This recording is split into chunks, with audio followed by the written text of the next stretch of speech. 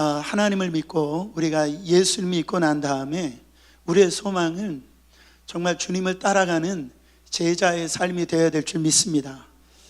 오늘 말씀에 보면 이 세 종류의 주님을 따라가고자 하는 사람들이 나옵니다.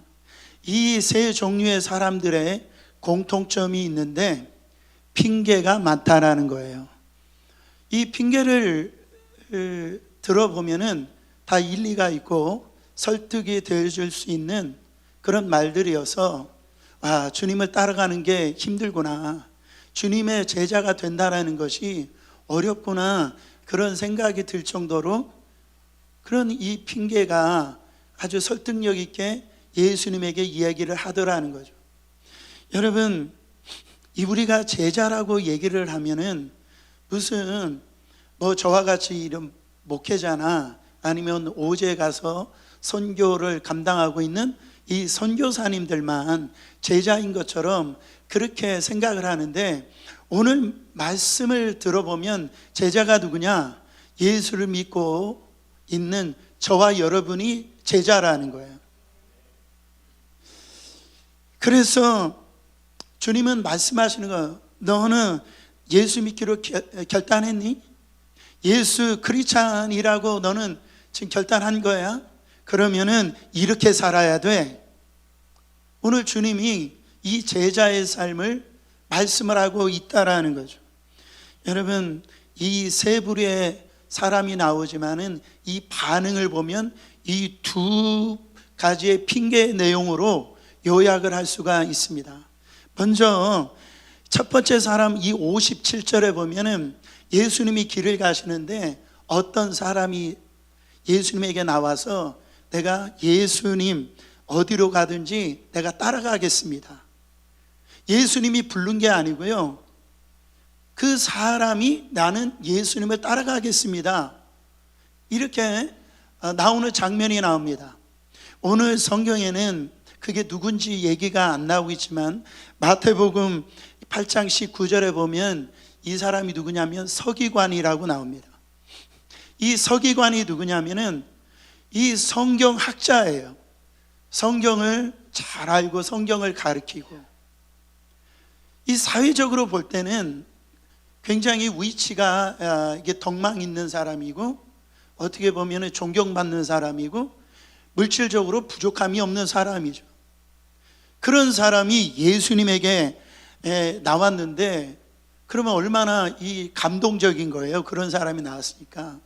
그러면 예수님이 환영한다, 이렇게 내가 너를 기다리고 있었다, 이렇게 환영하는 것이 아니고요, 오늘 58절에 보면 예수님이 이렇게 말씀하세요. 예수께서 가라사대 여우도 굴이 있고 공중의 새도 집이 있으되 인자는 머리 둘 곳이 없도다 하시고, 따르라 말하지 아니하시고요, 이런 이상한 말씀을 하신다라는 거죠. 그러니까 예수님은 지금 그 사람의 동기를 지금 꿰뚫고 있는 거예요. 이 동기가 어떤 동기인지, 그거를 지금 예수님은 그 패부를 다 보고 계신다라는, 예수님 볼 때 동기가 좋은 동기가 아니에요. 선한 동기가 아니에요. 이 사람 머리에는요, 예수님을 지금 따라가면은 유익이 될지 불이익이 될지 먼저 이 시뮬레이션이 다 끝난 상태로 지금 얘기를 하고 있는 거예요. 여러분, 예수님이 여우도 굴이 있고 날아가는 새도 자기 집이 있는데 뭐라고 말씀하시냐면 나는 한 평도 없다라는 거예요. 나는 지금 아파트도 없고 타고 다닐 차도 없다라고 지금 이렇게 말씀하시는데요, 왜 그렇게 말씀하실까요? 지금 나는 이만큼 불쌍한 사람이야, 지금 이 얘기하고 계시는 거예요? 그게 아니에요. 내가 지금 이 땅에서 부유하지 아니하고 이렇게 가난하게 돈 벌지 않고 살아가는 이유가 바로 나는 이 땅이 영원한 삶이 아니다라는 것을 지금 예수님이 말씀하고 있는 거예요. 예수님이 이제 갈릴리도 지나가시고 이제는 예루살렘도 지나가시고 이제 십자가도 지나가실 거예요. 근데 예수님은 거기에서 머물르지 아니하고 나는 이제는 바로 저 천국까지 나는 가는 자라는 거예요. 바로 나는 이 땅이 영원한 레지던스가 아니라 바로 나는 이 땅은 나그네라고 하는 것을 지금 예수님이 말씀하고 있다라는 거죠. 여러분, 나그네의 특징이 뭡니까? 나그네는 가벼워요. 예, 무겁지 않아요. 이것저것 바리바리 챙기지 않단 말이죠. 그래서 움직이는 게 아주 편안하게 최대한 가볍게 그 살아가는 자들이 이 나그네라는 거죠. 예수님이 지금 서기관한테 이렇게 얘기하는 거예요. 네가 지금 가지고 있는 사회적인 위치, 너가 지금 똑똑하다고 생각하는 그 똑똑함, 너의 그 교만함, 바로 너가 그런 거를 가지고 나를 따라올 수 없다라는 거예요. 바로 나를 따라오려면은 그거 싹 다 버리고 그래야 나를 따라올 수 있다라고 주님이 말씀하고 있다라는 거예요. 예수님은요 지금 그 우회적으로 그 사람 마음을 지금 꿰뚫고 있는 거예요. 그거 가지고는 너는 나를 따라올 수 없다라는 거죠. 그래서 이 제자의 삶은 내가 지금 누리고 있는 그 유익, 내가 지금 가지고 있는 그 기득권을 다 내려놓아야 된다라는, 여러분들은 예수님 따르려고 작정하신 분들이죠. 예수님의 제자라고 생각되는 우리는요 그동안 얼마나 많은 것들 누리고 살았는지 몰라요. 얼마나 많은 것들을 이렇게 쟁취하고 살았는지 몰라요. 그거를 내려놔야 된다라는, 이 말은 나를 따라오려면 대가 지불을 해야 된다라는, 바로 희생할 각오가 되어야 된다라는 거죠. 예수님을 따르려면 너가 가지고 있는 그 자존심, 그거를 상할 각오를 해야 된다라는, 누가 나를 정말 오해하더라도, 나를 욕하더라도 그를 견디고 참을 수 있어야 된다라는, 주일날 쉬고 싶지만은 바로 교회 나와서 예배드리고 정말 하나님 앞에 이 하실 일들을 감당해야 된다라는, 그래야 나를 쫓을 수 있다라고 말씀하고 있습니다. 여러분, 제자가 딱 되어지면은 버려져요. 버리지 말라 그래도 버려지게 되어집니다. 마음이 비워지게 된다라는 거예요. 제자는 스승을 따라가잖아요. 여러분, 우리의 정말 따라가야 되는 고래 되신 분이 누구십니까? 우리 예수님이에요. 예수님은 정말로 좁은 문 좁은 길에 가셨다고요. 바로 우리가 믿는 예수님은요 특권을 다 내려놓고 바로 자기가 누려야 될 모든 것들을 다 내려놓고 이 땅에 오셨다라는 거죠. 여러분, 지금이야 우리 이제 기독교가 욕을 많이 먹고 이렇게 됐잖아요. 근데 한동안은요 이 기독교가 대단했어요. 이명박 대통령 또 김영삼 대통령을 할 때, 여러분 그분이 다 장로님들이시고 그러니까요 국회의원 되어지고 이 어떤 위치에 올라가려고 그러면은 교회 나가야 된다. 여러분, 그래가지고선 사회 그 대단한 분들이 교회에 이렇게 오게 되어졌을 때 그게 기득권이 돼버렸어. 그런 어떤 이렇게 선거에 표 하나 얻으려고 교회에 오는 거를 또 교회가 너무 그거를 갖다가 아주 당연시 여겼단 말이죠.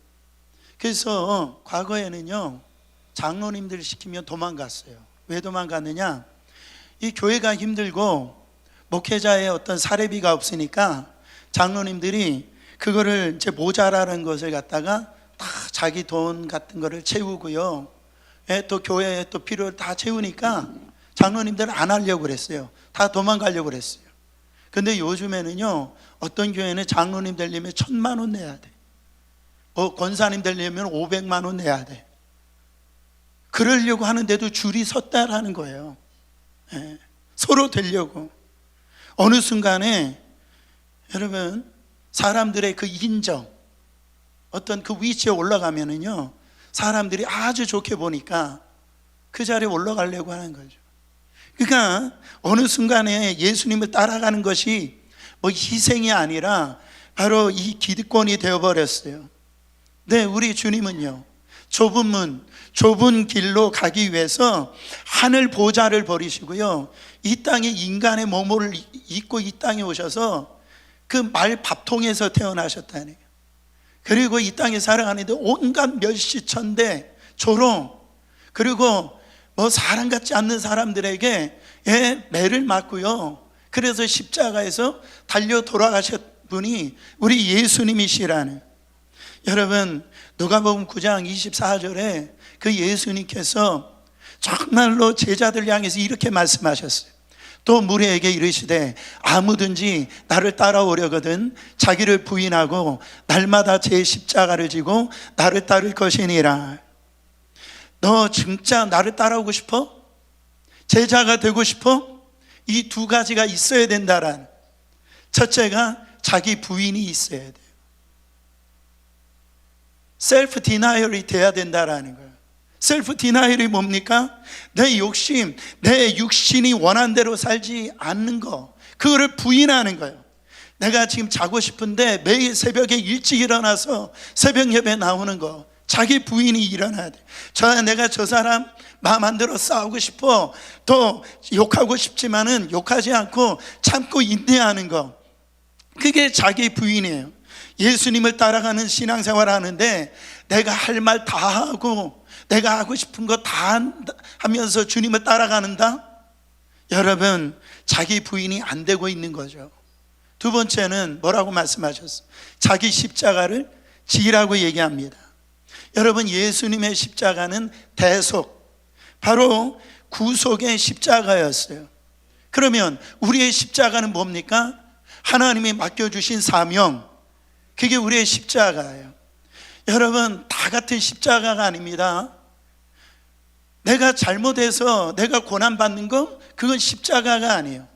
성경에서 말하는 그 십자가는 뭐냐면 주님 때문에 희생하는 거, 주님 때문에 고통받는 거, 주님 때문에 헌신하는 거, 주님이 나한테 맡겨주신 거, 그것을 십자가라고 얘기해요.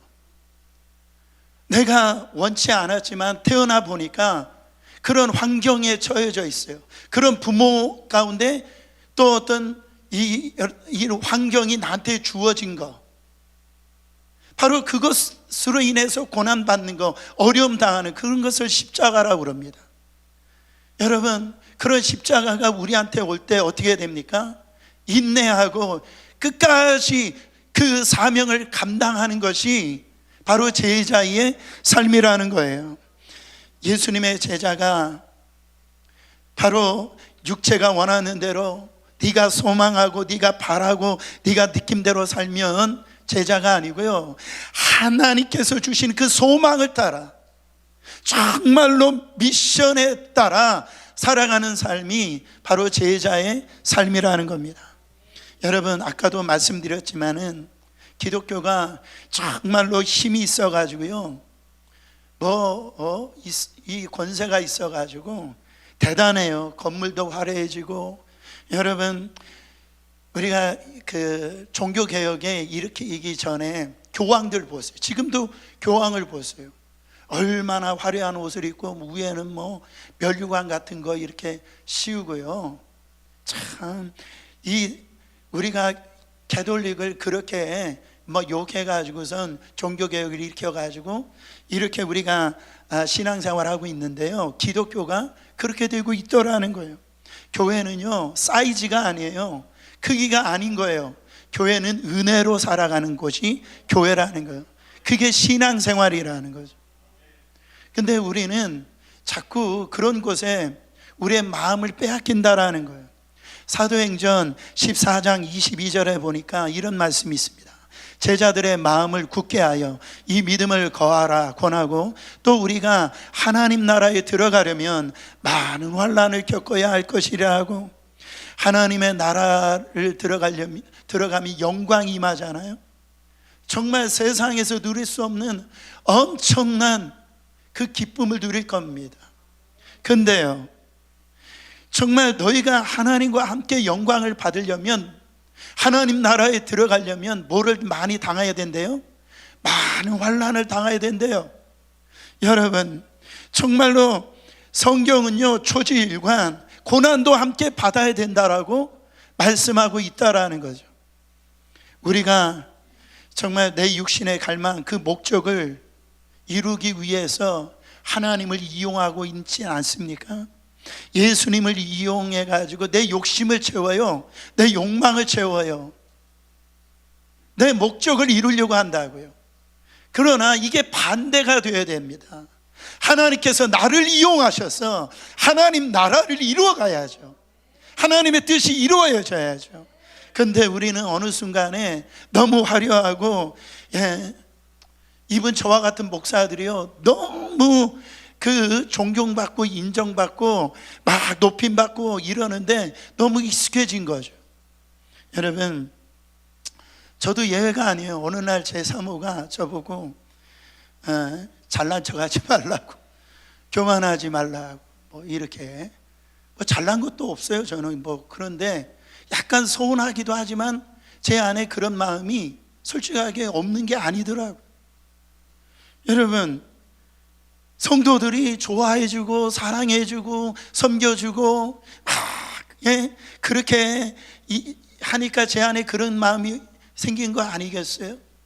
여러분, 기껏 어떻게 보면은 100명 뭐 이렇게 되는 성도들과 함께 지내는 제 마음에 그런 마음이 있다고 한다면, 1000명이 모이고 10,000명이 모이고 10만 명이 모이는 교회, 그게 주의 종이 되어줄 수 있을까요?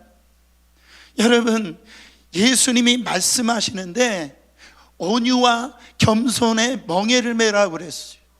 그럴 때 되어졌을 때 이 목사님들이 기득권을 가지고 온유해지고 거기에 있어서 겸손해지기 쉽지 않더라는 거죠. 첫 번째 사람은 제자 되는 것을 볼 때 자기의 어떤 대가 지불을 하지 않고 너무 누리려고 하는 생각을 가진 거예요. 예수님을 따라가니까 예수님이 막 병자를 고치고요, 막 귀신을 내어쫓고 사람들에게 인기가 많은 거예요. 그래서 이 서기관은 예수님을 따라가면은 나도 바로 저런 어떤 인정받고 뭔가 대단하게 나가 이렇게 되어질 수 있겠구나, 그런 마음으로 그렇게 쉽게 생각하고 예수님을 따라간다라고 얘기했다라는 거죠. 그리고 두 번째, 세 번째 사람들은 반대입니다. 첫 번째 사람은 자기가 예수님을 따라가겠다라고 얘기했다고 한다면, 두 번째, 세 번째 사람은 예수님이 나를 따라오라고 그랬어요. 나를 쫓으라고 그랬어요. 근데 여러분, 여기에서 이 두 사람들이 이 핑계를 댑니다. 주님은 나를 따르라고 했는데 이 사람들의 이 핑계가 나오는데, 여러분 59절 말씀 보세요. 또 다른 사람에게 나를 쫓으라 하시니 그가 가로되 나로 먼저 가서 내 부친을 장사하게 허락하옵소서. 너 나를 따라와. 그랬더니 이 사람이요, 그럴듯한 핑계를 대면서 내 아버지 장사를 허락해 달라고 그렇게 장례를 치르고 오겠다라는 거예요.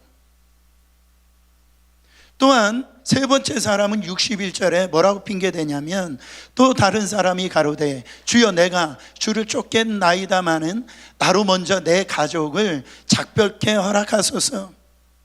나를 따라오랬더니 바로 예수님, 내가 따라가긴 하겠는데 먼저 가족하고 빠이하고 인사 먼저 하고 그리고 주님을 따라가겠습니다, 이렇게 얘기하는. 여러분, 이 말씀만 들어보면은 우리가 참 오해하기 딱 좋을 말씀이죠. 그렇잖아요?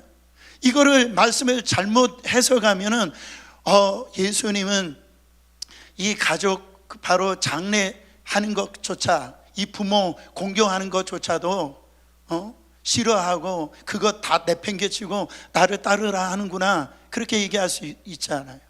그리고 가족들 먼저 빠이 인사하는 것조차 허락하지 않으면 모렴치란 분이 우리 주님인 것처럼 그렇게 해석할 수가 있다라는. 근데 지금 이 두 번째 사람은 내 아버지를 장례를 하고 내가 당신을 따르겠습니다 하는 이 표현이 뭡니까? 이 아버지가 지금 돌아가셨어요? 안 돌아가셨어요? 안 돌아가셨어요. 이 표현은 뭡니까? 아버지가 지금 살아있는데 아버지가 돌아가신다는 표현은 뭐냐면 내가 아버지 유산 받고 난 이후에 내가 당신을 쫓아가겠습니다, 이 얘기하는 거예요. 그러니까 아버지가 언제 돌아가실 줄 알아요? 그 유산 언제 받을 줄 알아요? 그렇잖아요. 이 말은 뭐예요? 안 따라가겠다는 소리죠. 여러분, 지금 예수님이 불렀는데 우리 딸 아들 대학 졸업할 때까지만 제가 주의 사역 미루겠습니다. 그리고 주님을 따르는데 제가 2년만 있으면 제가 은퇴합니다. 은퇴하고 난 다음에 내가 주님 따르겠습니다.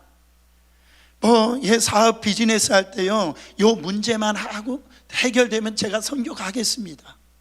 여러분, 정말 핑계를 대는 거예요. 언제 아버지 돌아가실지 몰라요. 언제 이 사업이 잘 될지 몰라요. 내가 은퇴 내일 할 수도 있어요. 여러분, 우리의 삶은 여러분 안정된 삶이 아니라는 거죠. 그런데 이 사람이 어떻게 보면 은혜 받긴 받았는데 예수님을 따라가는 게 가려고 하는 어떤 마음이 없지 않아 있긴 하지만 자기 안에 버리지 못하고 놓지 못하는 뭐가 있어요? 미련이 있는 거예요. 지금 미련이 있는 거예요. 예수님이 그 안에 그거를 딱 캐치하신 거예요. 거기 가족 인사하고 오겠다라는 사람도 예수님께서 말렸잖아요. 예수님께서 그 가족들 상의하고 그렇게 인사조차도 말릴 그런 매정한 분이십니까? 그런 분이 아니에요. 여러분, 예를 들면 이런 거죠. 그럴 일이 많지는 않겠지만 하나님이 야, 너 건축원금 해라 이렇게 했더니 남편이 예수 안 믿거든, 집에. 그래서 하나님, 제가 남편하고 상의하고 제가 건축원금 드릴게요. 여러분, 갔더니 뭐라고 그래요? 정신 차려 그러잖아요. 그러면 와가지고 주님, 아직 주님의 때가 아닙니다, 이런다라는 거예요. 지금 하나님이 따라오라고 그러는데 이런 거예요. 아까도 영상을 봤지만은 내가 지금 하버드 졸업해가지고선 이제 취업을 애플이나 들어가가지고 막 연봉이 10만 불, 20만 불인 거예요. 근데 그때 주님이 뭐라고 말씀하시냐면 너 그거 하지 말고 동남아, 못 사는 나라 동남아 아니면 아프리카 거기 가가지고 선교사로 가라. 여러분, 이런 겁니다. 그때 그 얘기를 듣고 부모님하고 상의하고 갈게요, 이런 거예요. 여러분, 어떤 부모가 할렐루야, 야, 너 선교사로 가라. 여러분, 믿음 있는 부모조차도요, 그 아들이 그 좋은 직장 그거 다 핑계치고 그거 따라간다라고 할 때 아멘 쉽지 않을 거요. 어려울 거라는 거예요. 여기서 지금 좋은 학군에 좋은 학교를 지금 다니고 있는데 우리 아이들이 지금 중고등부 학교를 좋은 지금 학교를 다니고 있는데 아프리카 가서 선교사로 지금 가라고 하면 여러분, 그거 아멘 할 수 있는 사람 많지 않을 거라는 거예요. 근데 우리 주님이 오늘 말씀을 잘 따라와야 됩니다. 그것도 핑계라고 얘기하시는 거예요. 그거 용납하지 않는 거예요. 우리 주님은 너 지금 당장 나를 쫓아오라고 얘기하십니다. 왜 이런 태도가 나온다고요? 미련이 있기 때문에 그래요. 미련이 있으면은 우리의 신앙생활을 어떻게 하냐면 어정쩡하게 해요.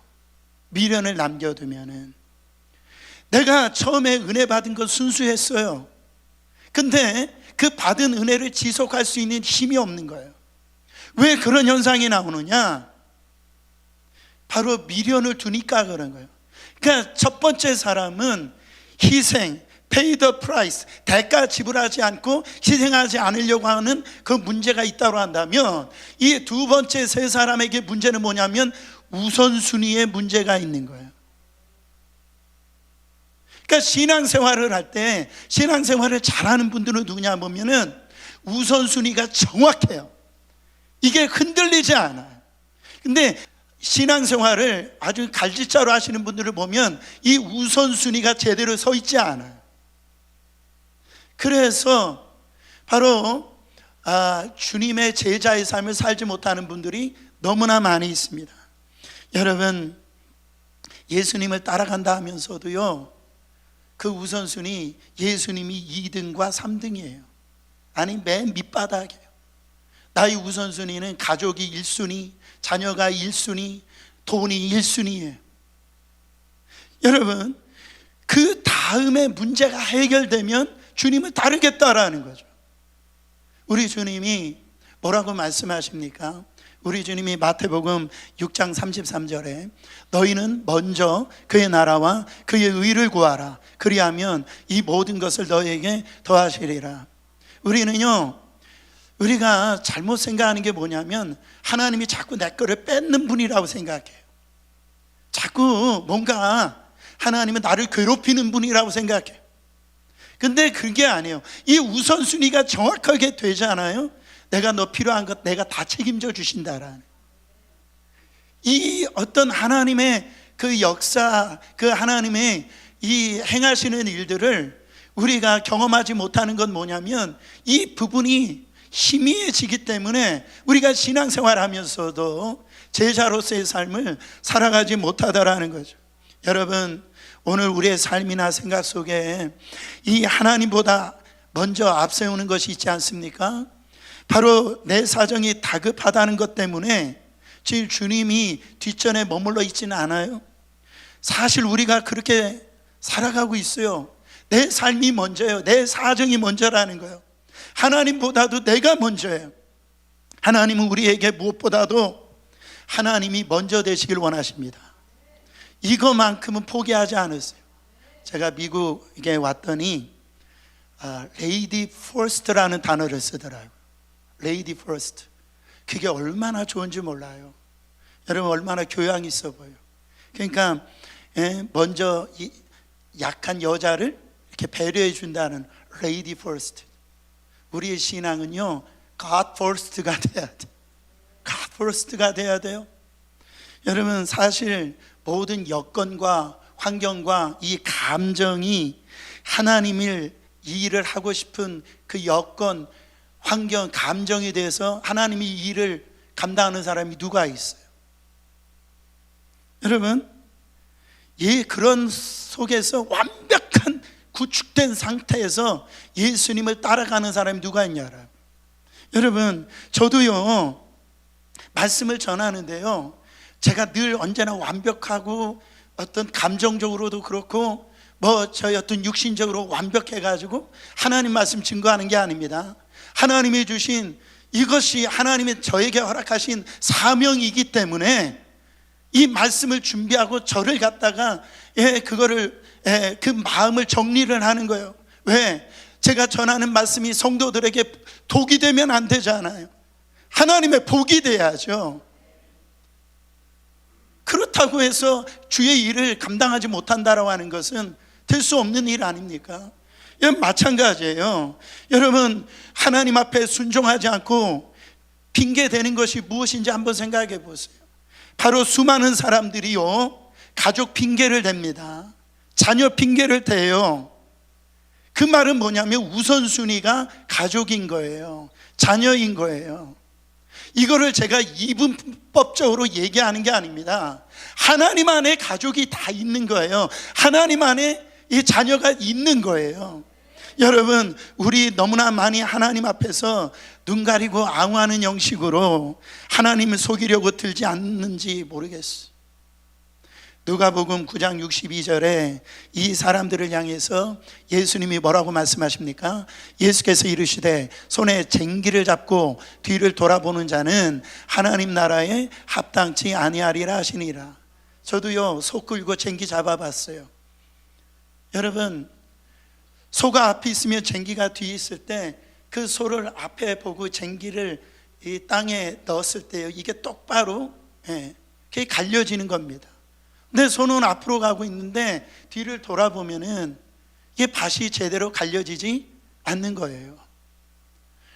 우리가 신앙생활 안으로 돌아왔는데요, 자꾸 성도들이 세상의 미련을 끊지는 못해요.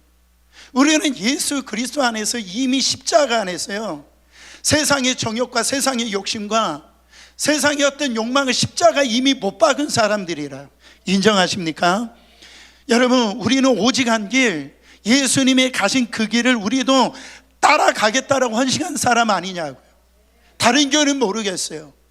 우리 교회는요, 그 안에 결단 되어진 교회라고 저는 믿습니다. 그러면 뒤돌아보지 말고 바로 하나님의 나라를 향하여서 전적인 헌신과 정확한 결단을 가지고 주님의 길을 따라가는 여러분, 저와 여러분이 되기를 간절히 원합니다. 뒷일은 하나님이 다 책임져 주신다라는 거예요. 여러분, 부르심을 받은 자가 가족과 상의를 해가지고 일 되는 거 보셨어요? 아브라함에게 하나님이 나타나서 야, 너 100세에 낳은 그 이삭을 나에게 번제로 바쳐라. 성경에 보면 아브라함이 사라하고 상의했다는 얘기가 없어요. 아침 일찍 떠납니다. 이사야 선지자에게 정말 하나님의 부르심이 있습니다. 그때 이사야가 주여 내가 여기 있사오니 나를 보내소서. 신약에 보면 마태복음 9장 9절에 보니까 예수님께서 이 세리 마태를 부르실 때 이렇게 말씀하십니다. 예수께서 거기서 떠나 지나가시다가 마태라는 사람이 세관에 앉은 것을 보시고 이르시되 나를 쫓으라 하시니 일어나 쫓으니라. 여러분, 마태는 예수님에 대한 소문을 들었어요. 그래서 예수님을 만나길 원했어요. 근데 자기는 세리예요, 주인이에요. 나 같은 게 무슨 주님을 만날 수 있어? 그런 마음이 가지고 있었을 거라는 거죠. 그때 주님이 지나가실 때에 이 세리 마태에게 물어보는 거예요. 야, 너 나를 따르라. 그때는 즉시 일어나서 쫓은 거예요. 다른 복음서에 보면은 이 마태가요, 친구들을 다 불러 모입니다. 파티를 열어요. 왜 파티를 열어요? 나 이제 이렇게 안 살겠다라는 거예요. 나 이제 이런 삶 손 씻겠다. 바로 나를 정산하겠다. 나 예수님의 제자가 될 거야. 여러분, 싹 버리고 간 거예요. 누가복음 5장 11절에 보면 예수님의 제자들 베드로, 요한, 야고보가 나오는데 부릅니다. 저희가 배들을 육지에 대고 모든 것을 버려두고 예수님을 쫓느니라. 그가 불렀을 때 그 배에 있는 거 뭐 이렇게 바리바리 싸가지고 예수님을 쫓은 게 아니라 그를 버려두고 예수님을 쫓았다라고 말씀하십니다. 여러분, 우선순위를 바꿔야 할 것이 무엇인지 한번 생각해 보세요. 마태복음 10장에 보면 어떤 젊은 부자 관원이 나옵니다. 성경은 젊은 부자 관원이라고 그랬어요. 스펙이 완벽한 거예요. 젊기도 하지, 높은 자리에도 올라갔지, 돈도 많아요. 그러면서도 영혼에 대해서 관심이 있었어요. 주님 앞에 나옵니다. 내가 어떻게 해야 영생을 얻을 수 있습니까? 어떻게 해야 내가 당신을 따라갈 수 있습니까? 그랬더니 주님이 뭐라고 말씀해? 너 율법을 지켜야 돼. 그러니까 이 젊은 관원이 대단하게 나 어렸을 때부터 율법 다 지켰다라는 거예요. 나 모태신앙이라는 거예요. 나 죄진 거 없는 사람이라는 거예요. 근데 우리 주님은 그 사람 안에 패부를 꿰뚫고 계시는 분이에요. 그러면 너 가지고 있는 거 이 가난한 사람들에게 다 나눠주고 그리고 난 다음에 나를 따라. 성경에 뭐라고 얘기해 나온지 아세요? 이 젊은 부자 관원이 돈이 많은 거로 근심하여 떠나가니라 이렇게 얘기합니다. 그 뒤로 이 젊은 부자 관원이 나오질 않아요. 아마 이 마띠아 대신에 13번째 제자가 될 수 있었다라고 저는 생각합니다. 그때 예수님을 쫓았으면. 여러분, 아까도 우리가 찬양했잖아요. 주님 뜻대로 살기로 했네. 뒤돌아서지 않겠네. No turning back. 십자가 지고 나 주님 따라가겠다라고. 언제 따라갈 거예요? 여러분, 우리 신앙생활 보면은요, 너무 어린아이 같아요. 늘 나를 그냥 위로해주고 나를 갖다 싸매어주고 뭐 그런 신앙생활을 언제까지 하시냐 말이죠. 사랑하는 성도 여러분, 정말로 예수님 때문에 포기하는 것이 아깝고 버리는 것이 아깝고 그걸 다시 붙잡으려 가고 이 부자 관원 재물이 하나님보다 더 소중했던 겁니다. 한동안 유명했던 기독교 서적이 있는데 저도 이렇게 보면은 팬인가 제자인가요? 영어로 보면 not a fan이라고 해서 카이 아이돌먼 목사님이 이 책을 썼는데 굉장히 믿는 자들에게 큰 영향력을 끼친 책입니다. 여러분 요즘에 아이돌 대단하잖아요.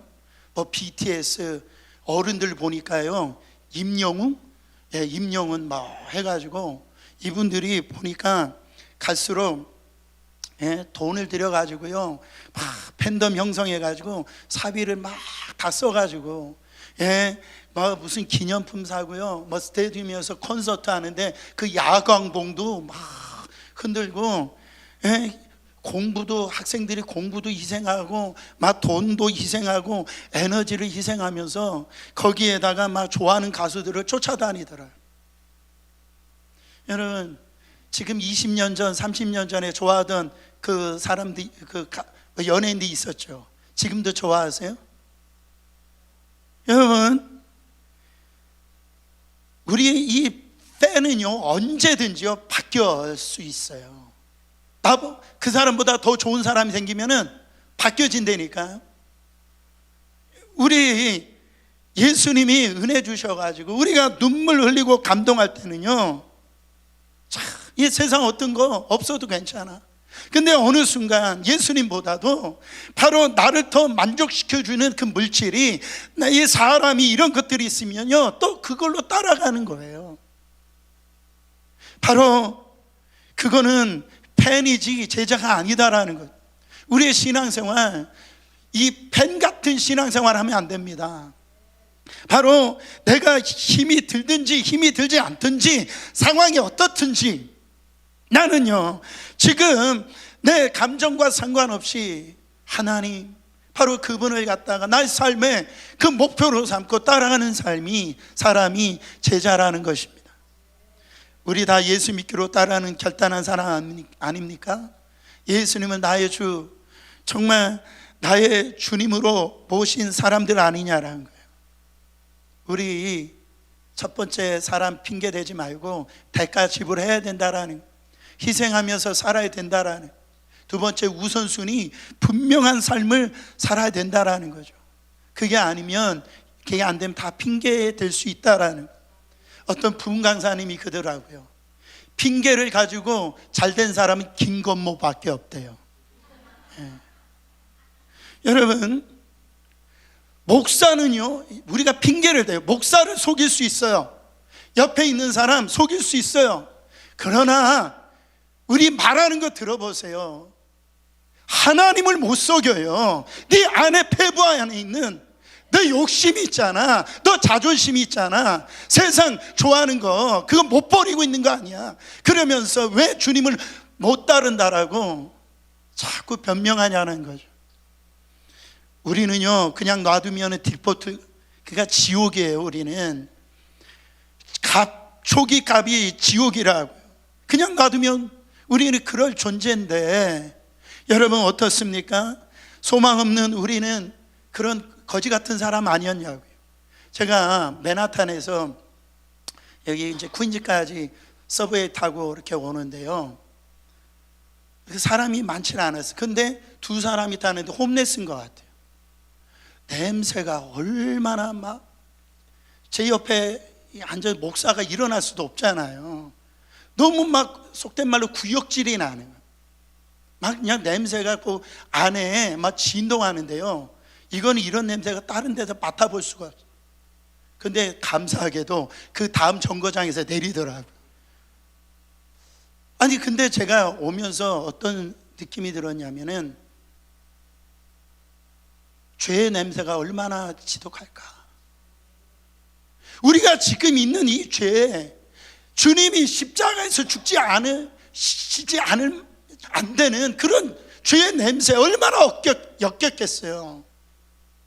여러분, 우리 지금 그렇지 않습니까? 우리 안에 거하시길 원하신다. 우리와 동행하시는 그 주님, 우리가 생명 주시려고 하고 소망 주시려고 하고요. 그래서 우리가 하나님의 자녀가 되어지고 전국의 백성 유업을 이을 자가 되었다고 한다면 여러분, 우리 어떻게 사셔야 되냐는 거예요. 제가 사진 하나만 보여주고 말씀 마치겠습니다. 여러분, 이게 뭔지 아세요? 이게 이 피카소가 그린 그림입니다. 이 그림 이름이 황소머리예요. 이게 1994년도인가 이 그림이 팔렸는데 얼마에 팔렸냐면은 290 몇 억에 팔렸어요. 안 놀라실 줄 알았어요. 거의 300억에 팔렸어요. 근데 이 재료는요 1불도 안 돼요. 어느 날 피카소가요 쓰레기장 가다 보니까 이 폐처리 되어진 자전거를 거가 있는 거예요. 그래서 이 피카소가 그걸 가지고 와가지고 자전거 안장을 저기다 올려놓고 이 운전대를 거꾸로 거기다 붙여놓은 거예요. 붙여놓고 저거를 갖다 그림을 그려서 팔았더니 얼마? 290억, 300억이 돼버린 거죠. 여러분, 누구의 손에 이렇게 붙들려 있느냐에 따라서 그 어떤 작품의 값어치가 다른 거예요. 여러분 보세요. 우리가 얼마나 연약하고 얼마나 부족합니까? 근데 하나님께서 예수님의 그 값으로 우리를 핏값으로 살려주셨을 뿐만 아니라 이제 너는 내일을 위해서 이 땅의 나라가 아니라 하나님의 나라를 위해서 내가 너를 사용하길 원한다라는 거, 존귀하게 가치 있게 사용되길 원한다라는 거예요. 이 부르심 앞에 여러분, 우리 그의 길, 좁은 길이라 할지라도, 좁은 문이라 할지라도 여러분 신실하게 저와 여러분이 걸어갔으면 좋겠습니다. 그래서 주님 앞에 설 텐데 저보다 먼저 가실 분도 있고 제가 먼저 갈 수도 있죠. 그러나 그 앞에 섰을 때 정말 내가 주님 잘 따라가는 제자로서의 삶을 살았다라고 그 앞에 서시는 여러분 되시기를 예수 그리스도 이름으로 축원합니다.